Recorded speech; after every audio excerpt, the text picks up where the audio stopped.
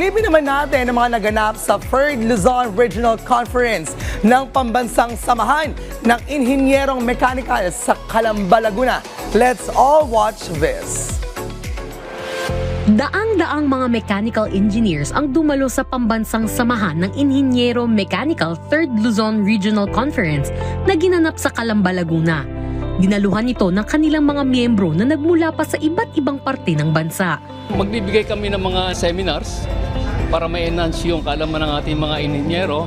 At the same time, we had a lot of exhibitors na mag-share ng mga latest technology about sa mga products nila na makakatulong sa lahat ng manufacturing plants.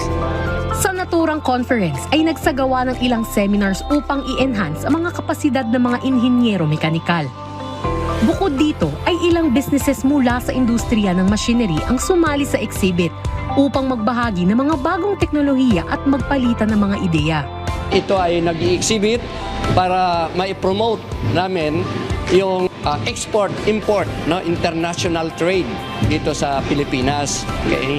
And sa ngayon, magandang event ito para na ang mga engineers working in the industrial companies ay makapag-avail ng tax-free importation, lalo na sa mga industrial part na they can save a lot of money.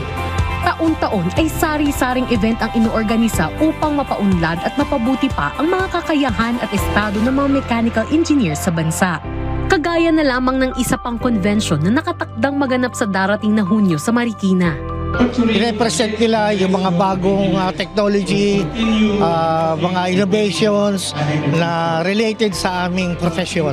Corresponding CPD points will be credited to all seminars and we will advise you accordingly. Hindi lamang para sa pagpapalawak ng kaalaman at kasanayan ang benepisyong makukuha sa pagdalo ng mga conference.